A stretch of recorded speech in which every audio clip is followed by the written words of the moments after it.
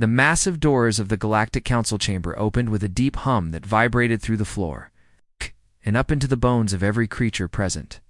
Ambassador Claire Morton walked through the entrance with her head held high and her shoulders straight.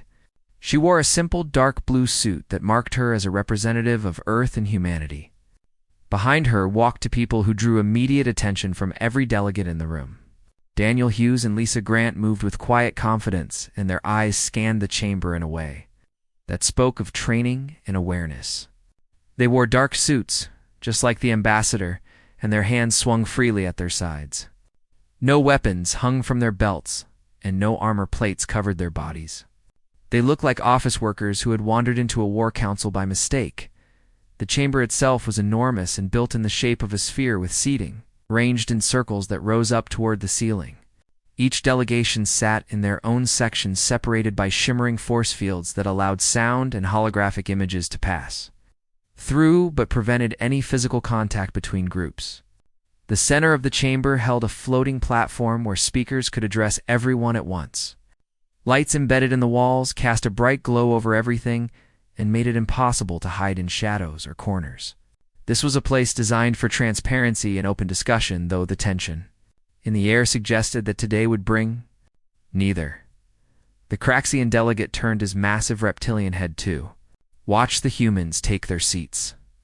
His scales were dark green and covered in patterns that marked him as a warrior of high rank among his people. He leaned toward the Pelthian sitting next to him and spoke in his own hissing language. His translator device picked up the words and converted them into galactic common so others could understand. The humans send their ambassador with guards who carry nothing. Are they fools, or do they simply not understand the danger here today?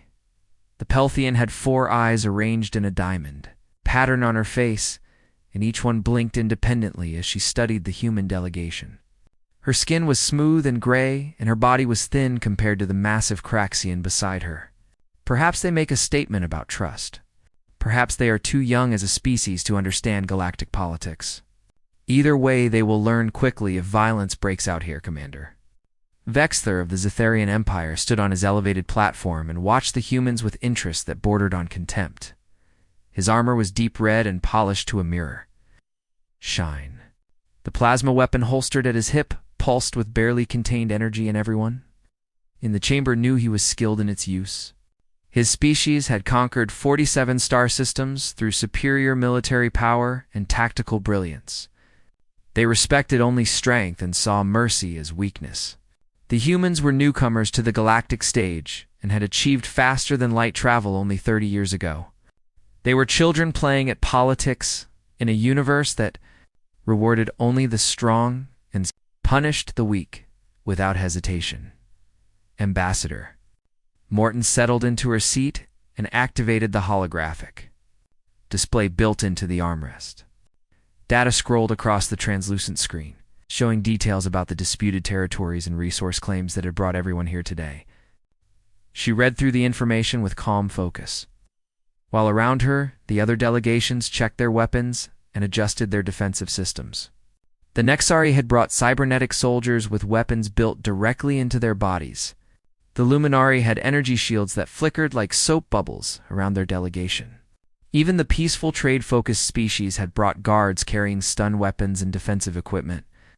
Only the humans sat with 2 people in business clothes who looked completely unprepared for the possibility of violence. Daniel Hughes stood at parade rest behind the ambassador's right shoulder. His brown eyes moved constantly across the chamber, taking in exits and potential threats and the positions of every armed guard in the room. His face showed no emotion, and his breathing remained steady and even. He had done this hundreds of times before in dozens of different locations. Standing still and watching and waiting was as much a part of his job as the physical skills he had spent decades developing. Beside him, Lisa Grant maintained the same relaxed alertness. Her blonde hair was pulled back in a simple style, and her gray eyes missed nothing. To an untrained observer, they looked bored. To someone who understood security work, they looked like coiled springs waiting for the moment to release. The High Arbiter materialized as a holographic projection above the central platform. She was one of the eldest species, and her form was partially translucent with light, seeming to flow through her instead of reflecting off her surface. Her voice came from everywhere and nowhere at once. "We gather to address the Zetharian territorial claims and their demand for access to the neutral buffer zones. These zones were established by treaty 200 years ago and have maintained peace between multiple species with competing interests. Let us begin with opening statements and remember that this council exists to find peaceful solutions." Commander Vexler activated his platform and descended toward the speaking position. His movements were aggressive, and his body language made it clear he expected to get what he wanted through intimidation, not through actual violence. "The Zetharian Empire has been patient long enough. The buffer zones contain resources we need for continued expansion. We demand immediate access to sectors 7 through 12. Any species that opposes this will be considered hostile and dealt with accordingly." The chamber erupted in noise. Delegates activated their platforms and shouted to be heard over each other. The Craxian delegate rose to his full 3-meter height, and his voice boomed through his translator. "The Zetharians violate the Accord of Stars with these demands. We cannot allow this expansion. I propose immediate economic sanctions and a blockade of their primary trade routes." Vexus's laugh was harsh and metallic. "You think we fear your economic pressure? We have the military strength to take what we need by force if necessary. This council has no real power. You are bureaucrats pretending to matter while the strong decide the future." The High Arbiter tried to restore order, but her voice was lost in the chaos. More delegates rose to shout their positions, and the volume increased until it became a wall of sound that made clear communication impossible. Several armed guards shifted their stances, and hands moved toward weapons. The temperature in the room seemed to rise as emotions overrode diplomatic training. The situation was spiraling toward violence, and everyone could feel it happening. Then Ambassador Morton stood. She did not shout or activate her platform or make any dramatic gesture. She simply stood in her place, and somehow the chamber began to quiet. Perhaps it was curiosity about what the quiet human would say. Perhaps it was the contrast between her calm and everyone else's anger. Whatever the reason, attention slowly shifted toward her, and the noise decreased until the High Arbiter's voice could be heard again. "The human delegation requests permission to speak." The High Arbiter's holographic form turned toward the human delegation, and her voice carried clearly through the now quiet chamber. The floor recognizes Ambassador Claire Morton of Earth. Claire activated her platform, and it lifted her smoothly toward the central speaking position where everyone could see her clearly. Her 2 guards remained standing below, and their eyes continued to scan the room with professional awareness. The ambassador's voice was calm and measured as she began to speak. "The Zetharian Empire raises concerns about resources and expansion. These are valid concerns that any growing civilization must address. However, the proposed solution violates treaties that have maintained peace for 2 centuries. Perhaps there is a way to address their needs without destroying the framework that has prevented war." Commander Vexler's platform moved until he hovered directly across from the human ambassador. At his signal for Zetharian warriors materialized around the chamber's perimeter.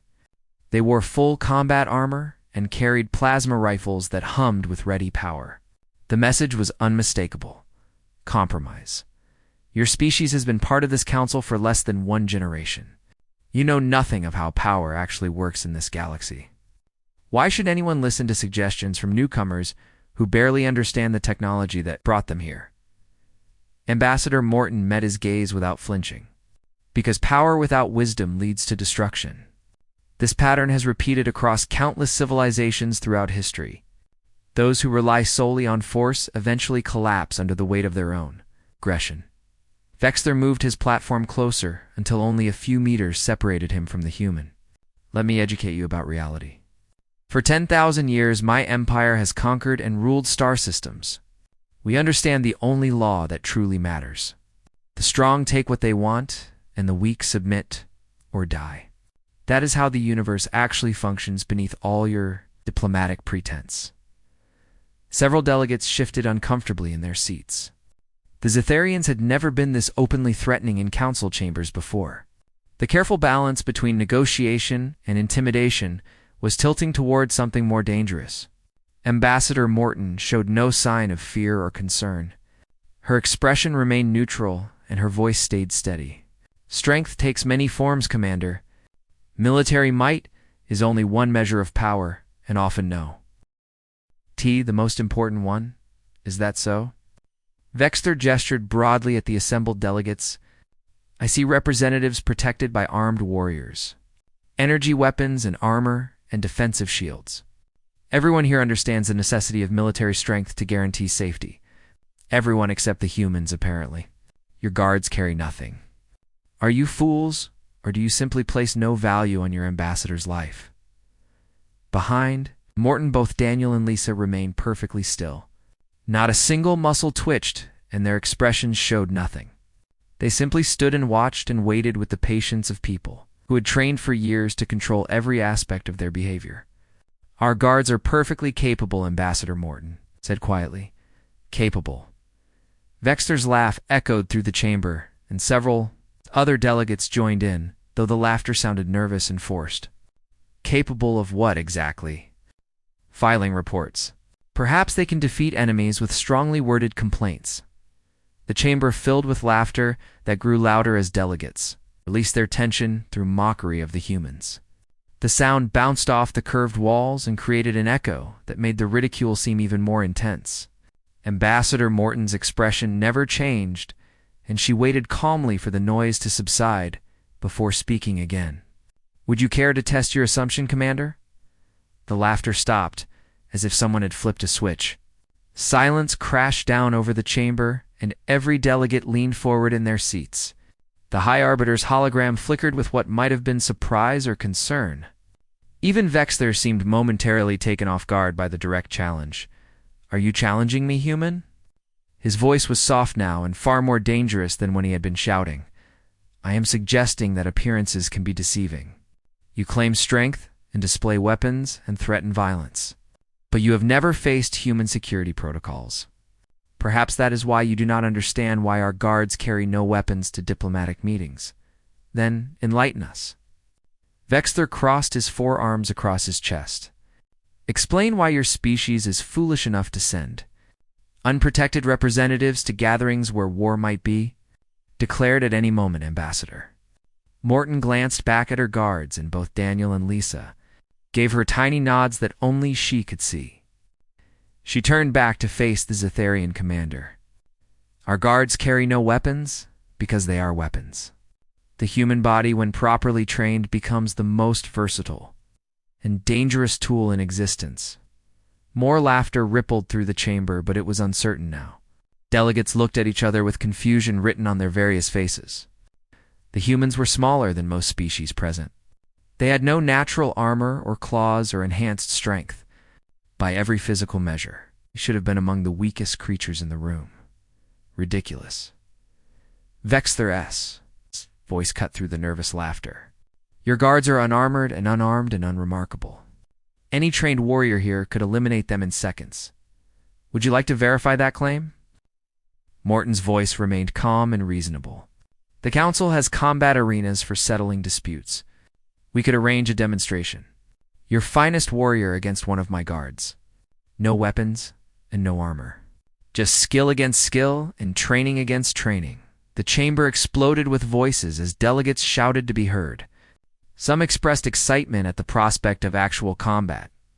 Others voiced alarm at the breakdown of diplomatic protocol. The High Arbiter raised her translucent hands and called for order, but the surge of energy in the room was too strong to contain immediately.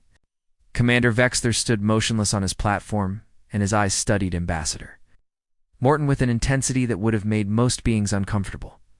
You propose actual combat, here and now.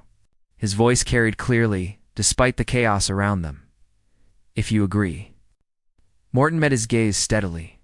Let the Council see what human training produces. If your warrior wins, then the Zetharian Empire gains credibility, and perhaps your demands will be taken more seriously. If my guard wins, then you withdraw your ultimatum and negotiate in good faith with all parties, and if I refuse this challenge, then everyone here will know that Zetharian confidence is merely performance. That when challenged to prove your superiority, You retreated behind threats and weapons, rather than accepting a fair test of skill. The silence that followed was absolute and heavy. Every eye in the massive chamber focused on Commander Vexther. He had built his entire reputation on personal strength and fearlessness in combat. To refuse now would be interpreted as cowardice and weakness. Was the one thing a Zetharian commander could never afford to show? Very well. His voice was tight with controlled anger. I accept your challenge, human. My champion will face one of your guards in the arena. But understand this clearly. When your protector falls broken on the arena floor, your species will learn why the Zetharian Empire is feared across the galaxy. Then let us proceed. Ambassador Morton turned to her guards. Daniel, you will represent humanity in this demonstration. Daniel Hughes stepped forward and inclined his head slightly. Understood, Ambassador. The High Arbiter's voice cut through the murmuring. This is highly irregular. The arena has not been used for actual combat in centuries. Are both parties certain they wish to proceed with this course of action? Absolutely, Vexther said. We are. Morton confirmed. Then let it be recorded. The council will reconvene in the arena level. All delegates may observe. No interference will be permitted once combat begins. The match ends when one participant yields, or is incapacitated, or dies. Does everyone understand these?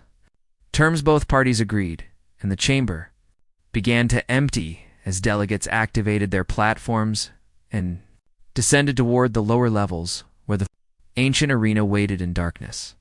The arena lay deep, beneath the main council chambers carved from solid bedrock, during the early days when disputes were still settled through trial by combat. The circular space stretched 50 meters across with smooth stone floors that had been polished by centuries of use. Walls rose 10 meters high before reaching the observation platforms where delegates now gathered in excited clusters. Lights embedded in the ceiling cast harsh white illumination across every centimeter of the fighting area, leaving no shadows where a combatant might hide or rest. Force fields separated the combat zone from the spectators, ensuring that no one could interfere once the match began. Medical teams from various species stood ready at designated stations, though most expected this to be over quickly. Commander Vexther stood at the edge of the arena with his champion. The warrior called himself Kralther, and he stood nearly 3 meters tall. His natural armor plating was midnight black and covered with scars from countless previous battles. His forearms ended in clawed hands that could tear through steel plating. His legs were built like a predator's designed for explosive speed and devastating power. Even without weapons or additional armor, he looked like a living weapon designed specifically for killing. His muscles rippled beneath his scales as he stretched and prepared for combat. Across the arena floor, Daniel Hughes removed his suit jacket and handed it carefully to Lisa. Grant. He rolled up his sleeves in methodical movements, revealing forearms that were toned, but not unusually muscular. He stood approximately 1.8 meters tall and weighed perhaps 85 kilograms. Compared to Kralther, he looked like a child about to face an adult. He performed a few simple stretches, and his movements were fluid and controlled. His face showed no fear or excitement. He simply prepared for work the same way he had prepared thousands of times before in training halls across Earth. The betting among delegates heavily favored the Zetharian warrior. Some species offered 100-to-1 odds against the human. A few placed small wagers on Daniel out of sympathy, or perhaps hope that the newcomers might provide an interesting surprise. But most expected a quick and brutal demonstration of why humans should have brought properly equipped guards to the council. Ambassador Morton stood with Lisa at the edge of the human observation area. Her hands were folded in front of her, and her expression remained completely calm. Lisa watched Daniel with the focused attention of a professional evaluating another. Professional's preparation. The High Arbiter's holographic form appeared above the center of the arena. This combat will determine the validity of claims made before the council. Both participants have agreed to these terms. The match begins when I signal and ends only by yield or incapacitation or death. Are both champions ready? Kralther roared his acceptance, and the sound echoed off the stone walls like thunder rolling through mountains. He dropped into a combat stance with his forearms spread wide and his claws fully extended. His muscles tensed beneath his armor plating, coiled and ready to explode into violence. His eyes locked onto Daniel with predatory focus. Daniel simply nodded once. He walked to the center of the arena with an easy, relaxed gait. His hands hung loose at his sides. His breathing was steady and calm. He looked like someone about to begin a light exercise routine, not a fight to the death against a creature twice his size with natural weapons and armor. The contrast was almost absurd. Delegates leaned forward in their seats, already composing the stories. They would tell about the foolish humans who thought business suits were adequate protection. Begin. The High Arbiter's voice rang out clearly. Crowther moved with shocking speed for a creature his size. He closed the distance between himself and Daniel in less than 2 seconds. All four arms reached forward to grab and tear and crush the human who had dared to challenge the Syrian superiority. His claws were extended and his jaws open to reveal rows of sharp teeth. He was a storm of violence compressed into 3 meters of muscle and armor and fury. Daniel was not there when Crowther arrived. The human had shifted left and forward in a movement so small and precise it barely seemed like movement at all. Crowther's claws passed through empty air where Daniel had been standing a fraction of a second before. The warrior's momentum carried him forward, and before he could adjust, Daniel's foot connected with the back of Crowther's leading knee. The impact was precise and devastating. The joint buckled, and the massive warrior's forward momentum turned into a stumble. He caught himself with 2 arms and pivoted to swing at Daniel with the other 2, but the human had already moved again, circling around 2. Crowther's blind spot. The delegates leaned forward in their seats. This was not what they had expected to see. Crowther regained his feet and spun to face Daniel, who stood exactly 4 meters away with his hands still loose at his sides and his breathing still calm and measured. The Zitharian warrior growled low in his throat and attacked again, but this time with more caution and less reckless confidence. What followed was a demonstration of human martial arts against an opponent who possessed every physical advantage except one: training Crowther. Attacked with claws and attempted grapples, Daniel evaded and redirected and countered. Every movement the human made was minimal, but perfectly timed. When Crowther swung high with 2 arms, Daniel ducked low and struck at exposed joints. When the warrior tried to use his mass to pin the human, Daniel moved into the attack instead of away, using Crowther's own momentum against him. The human never blocked directly. He never tried to match strength against strength. Instead, he flowed like water around stone, finding gaps and exploiting weaknesses and targeting specific points on Crowther's body with surgical precision. Minutes passed, and then 5 minutes, and then 10. Crowther began to slow. His attacks became more desperate and less coordinated. Blood seeped from a dozen small cuts where Daniel had struck nerves and pressure points. One of the warrior's arms hung uselessly at his side, temporarily paralyzed by a strike to a nerve cluster. The arena had gone completely silent except for the sounds of combat. Crowther's heavy breathing, the scrape of claws on stone, the sharp impact of Daniel's strikes finding their targets with metronomic regularity. Commander Vexther gripped the railing of his observation platform hard enough to dent the metal. His expression behind his helmet was unreadable, but his body language spoke of growing concern. Around the arena, delegates watched in stunned fascination as every assumption they had made about humans was systematically dismantled before their eyes. The small, weak-looking species was defeating a champion warrior through nothing but technique and training and precision. Crowther attempted one final desperate attack. He used all his remaining strength to simply charge forward, hoping to overwhelm Daniel through sheer momentum and mass. The human sidestepped at the last possible moment, and as Crowther passed, Daniel's hand shot out in a strike that connected with a specific point on the warrior's neck. The effect was immediate and dramatic. Crowther's legs stopped working. His eyes rolled back. His massive body collapsed to the stone floor like a building losing its foundation. He crashed down hard and did not move. Medical teams rushed onto the arena floor. But Daniel had already knelt beside the fallen warrior to check his vital signs. "He is unconscious, but uninjured. He will recover fully within an hour. Daniel's voice was calm and professional as he reported. To the medical personnel who gathered around Crawlthers, motionless form, the human guard, stood and walked back across the arena floor too, where Ambassador Morton and Lisa waited. Lisa handed him his jacket. He put it on and straightened his tie and resumed his position behind the ambassador's right shoulder as if nothing unusual had happened. His breathing had already returned to normal, and his expression showed neither pride nor satisfaction. He had simply completed a task and now returned to his duties. The arena remained silent for several long seconds. Then slowly the reality of what had just occurred began to sink in, and delegates started talking in hushed, urgent voices.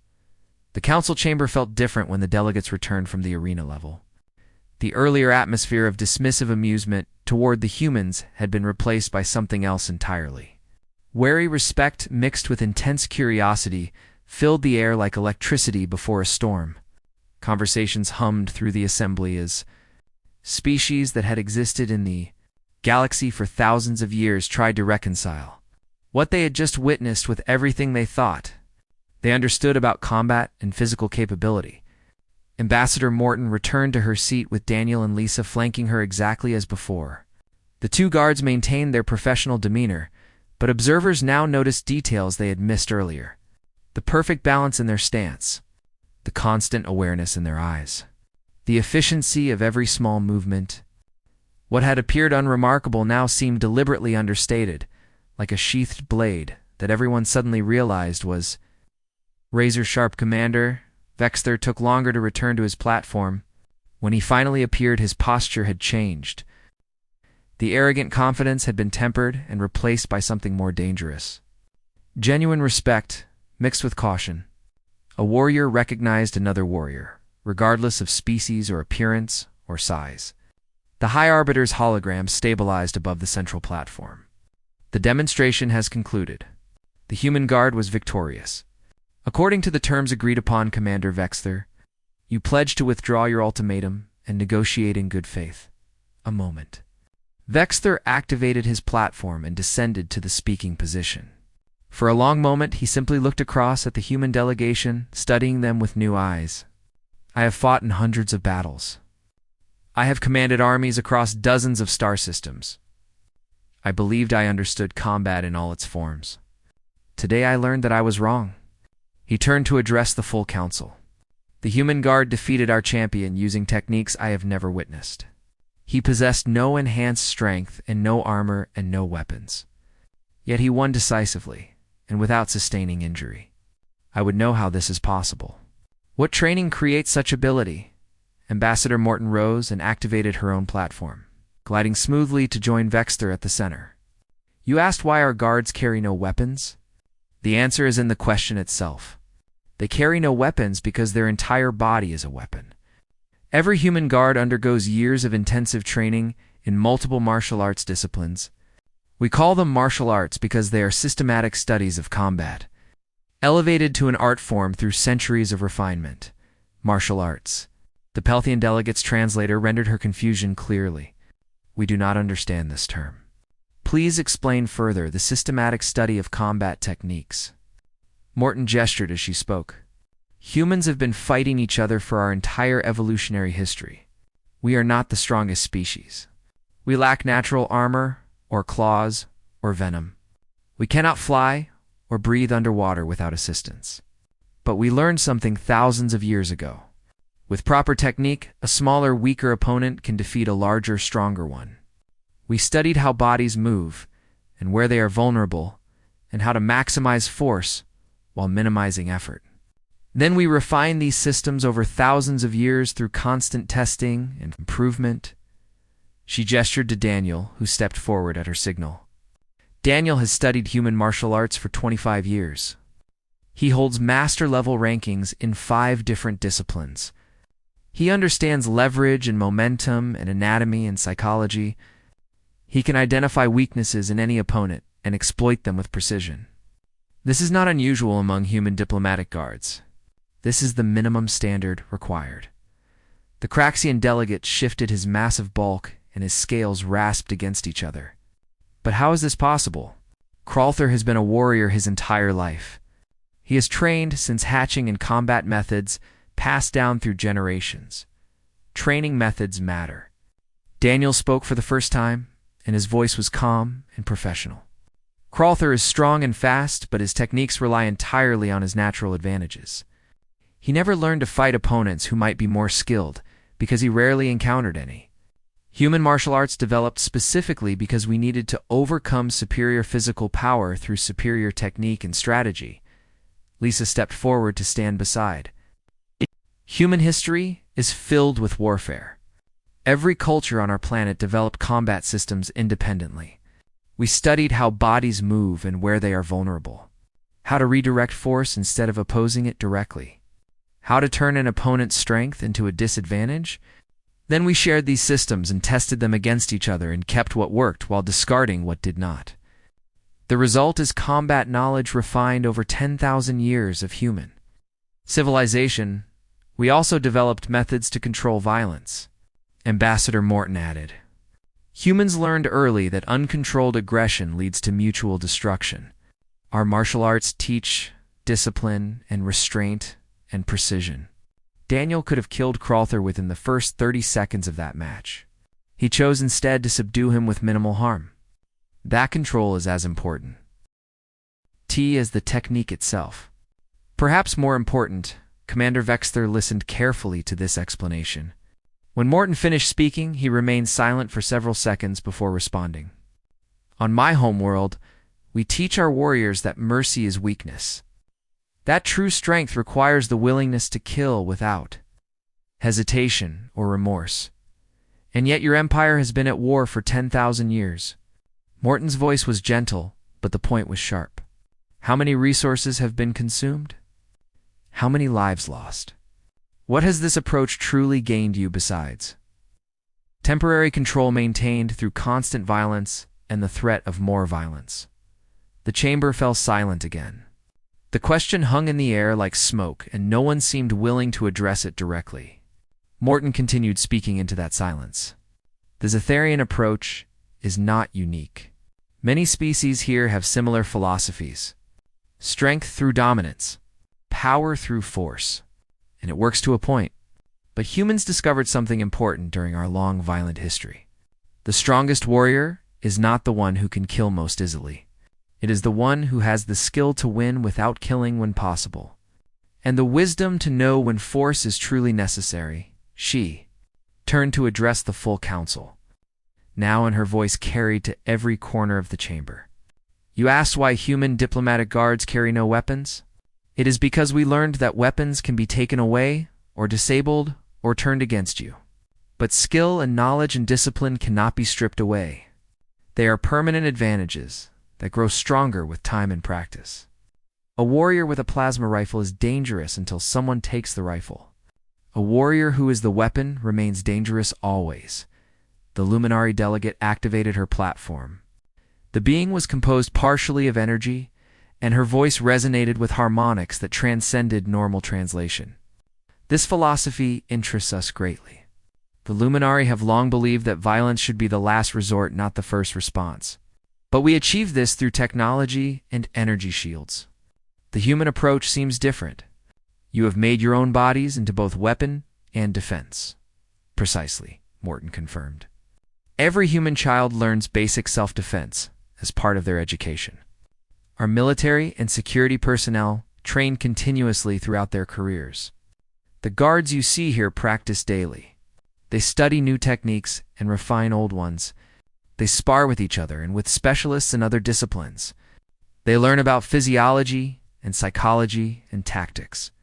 By the time they qualify for diplomatic protection duty, they have spent more time training for combat than most soldiers of other species spend in active military. Service. Daniel and Lisa returned to their positions behind Morton's shoulders. From there, they observed the council's reactions with professional interest. Some delegates appeared thoughtful and considered the implications carefully. Others seemed skeptical and unwilling to accept that technique could overcome natural physical advantages. A few looked disturbed by what they had learned, as if the humans had revealed something that changed their understanding of power itself. The Craxian delegate spoke again, and his voice rumbled through his translator. You say your guards could have killed Kralthar in the first 30 seconds. I find this difficult to believe. He is a champion warrior, and he wore his natural armor, which is turned aside. Blades and projectiles. Would you like another demonstration? Morton asked calmly. Lisa can face one of your warriors if you wish, though I would prefer to avoid further violence if possible. The point has been made clearly enough. No, Commander Vexter said firmly. No more demonstrations are necessary. I believe the human claims completely. When Kralthar attacked, your guard moved with such precision that he was already countering before our warrior completed his first strike. That level of skill cannot be faked or exaggerated. The humans have developed something remarkable, and we would be fools to dismiss it. The Council session continued for another 6 hours, but the dynamics had fundamentally shifted in ways that would reshape galactic politics for years to come. Commander Vexter withdrew his ultimatum, as promised, and entered genuine negotiations regarding resource sharing in the buffer zones. Other delegates approached these discussions with greater seriousness, perhaps, mindful that underestimating newcomers could lead to embarrassing revelations about their own weaknesses. The Craxian delegation proposed a joint oversight committee. The Pelthians suggested a phased access program. Even species that had initially supported the Zetharian demands now offered alternative solutions that balanced expansion needs with treaty obligations. During a recess, several delegates approached Ambassador Morton with questions about human training methods. The Pelthian representative was particularly interested in whether these martial arts could be taught to other species or if they were somehow unique to human physiology. A delegation from the Nexary requested detailed information about human military doctrine and security protocols. The Luminari asked philosophical questions about the balance between capability and restraint. We would be happy to share knowledge. Morton told them with genuine warmth in her voice. Humans have always believed that education and exchange benefit everyone. We can provide instructors if your species wish to learn about our combat systems. We can share training manuals and historical documents. Knowledge grows when shared, not when hoarded. The Craxian delegate rumbled thoughtfully as he considered this offer. Your philosophy intrigues us. We have relied on size and strength for generations. Perhaps there is value in learning technique and precision as well. Our warriors are formidable, but what if they could combine natural advantages with learned skills? There absolutely is value in that, Daniel said when asked his opinion directly. The most effective warriors combine natural advantages with learned skills. A Craxian who mastered human martial arts would be formidable indeed. The same techniques that allowed me to defeat Kralthar would be even more devastating when used by someone with your species' strength and armor. You would be nearly unstoppable. This observation sparked intense discussion among the delegates. The implications were significant and far-reaching. If martial arts training could enhance already powerful warriors, then every species had potential to dramatically improve their security forces without additional technology or weapon systems. The galaxy's balance of power might shift not through superior weapons, but through superior training methods. It was a revolution in thinking that challenged assumptions held for thousands of years. Commander, Vexter approached the human delegation during the final recess.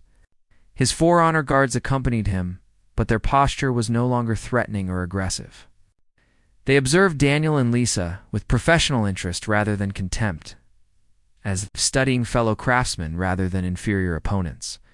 Ambassador Morton, Vexter said formally, and his translator rendered his tone as respectful.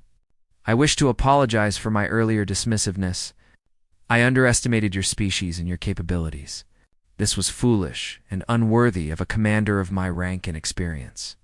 Apology accepted. Morton replied graciously, and I would like to express appreciation for your willingness to honor our agreement despite the outcome not being what you expected. That speaks well of Zetharian integrity. A Zetharian keeps his word, Vexter said firmly. Always and without exception. But I admit, I did not expect to be bound by that word today. Your guard is exceptional. I have fought many species across many worlds, but I have never encountered techniques like those he demonstrated. It was like watching water defeat stone through persistence and precision rather than force. Daniel is one of our best, Morton acknowledged. But he is not unique among human guards. Every diplomatic security officer must meet the same standards. We take the protection of our ambassadors very seriously because they represent humanity in places where misunderstanding could lead to conflict, as do we all. Vexter agreed. But your methods are different. More elegant, perhaps. Less reliant on equipment and more dependent on individual skill and years of dedicated practice. There is something admirable in this approach. Something that speaks to warrior traditions that my people once honored before we became too dependent on technology. He turned to Daniel directly, and his voice carried genuine respect.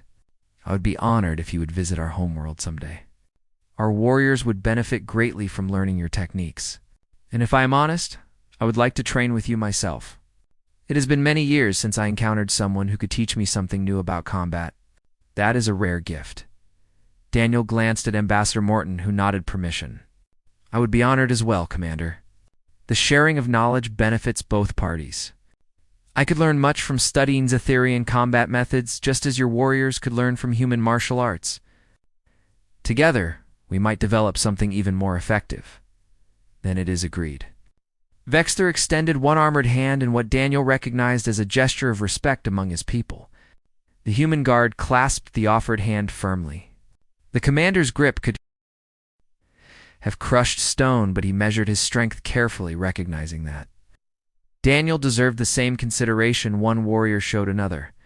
As the Zetherian delegation returned to their area, Lisa leaned close to Daniel and murmured quietly, "That was unexpected. I thought we might start an incident, not begin a cultural exchange program. Plans change." Daniel replied with a slight smile, "But that is why we train to adapt. Flexibility in mind is as important as flexibility in body. A warrior who cannot adjust to new situations, just a machine following programming." The final session of the council dealt with practical matters of resource allocation and boundary adjustments. The tone remained civil and productive throughout. Agreement was reached on a framework for shared exploitation of the buffer, zone resources with oversight committees and regular review periods. The Zetherian Empire received access to some of the resources they needed, while maintaining the treaty boundaries that protected smaller systems. Everyone left the negotiating table with something of value, which was the mark of successful diplomacy. As the session concluded, the High Arbiter made an unusual announcement. This council has witnessed something remarkable today. We have seen that assumptions can be dangerous and that appearances can deceive. We have learned that young species can bring valuable new perspectives to old problems.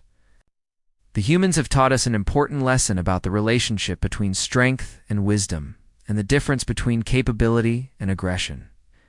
She turned her holographic gaze toward Ambassador Morton. The Galactic Council formally recognizes humanity's contribution to today's peaceful resolution. Your species has demonstrated both martial capability and diplomatic maturity. These qualities will serve you well in the years to come. We look forward to learning more from you. Morton stood and bowed respectfully. Thank you, High Arbiter. Humanity is honored to be part of this council and looks forward to many years of cooperation and mutual learning with all member species. As delegates began to file out of the chamber, conversations buzzed with renewed energy. The topic on everyone's lips was the same. The humans and their remarkable guards who carried no weapons yet defeated champion warriors through skill alone. Some delegates wanted to establish cultural exchange programs. Others discussed the implications for their own security doctrines. A few species began to reconsider their entire approach to military training and personal combat. Outside the council chambers in the vast gardens that surrounded the galactic seat of government, Ambassador Morton walked with her two guards. The three humans moved together in comfortable silence for several minutes before Morton spoke. You performed exceptionally today, Daniel. That could have gone wrong in so many ways, but you handled it perfectly. Thank you, Ambassador, Daniel replied, though I will admit my heart rate was elevated during parts of that fight. Kralther was more formidable than the intelligence briefings suggested. He adapted quickly, and if the match had lasted much longer, he might have found a counter to my techniques. Lisa joined the conversation. The real question is what happens next. We have opened a door today. Other species will want to understand human combat systems. Some will want to learn them. Some may view us as a threat, now that they know what our guards can do. All true, Morton acknowledged. But this was inevitable. Humanity cannot remain underestimated forever. Better to reveal our capabilities in a controlled demonstration than in an actual crisis where lives might be lost. Now the galaxy knows that humans are not weak, despite our appearance. They know we bring something valuable to the galactic community beyond just our technology. They walked further. Into the gardens where exotic plants from 100 worlds created a landscape of impossible colors and shapes. Above them, 3 moons rose in the alien sky, casting overlapping shadows across the paths. The air smelled of flowers that had never grown on Earth, and somewhere in the distance, water flowed over stones in patterns that sounded almost like music. Do you think they understand now? Daniel asked quietly. Why we train so hard?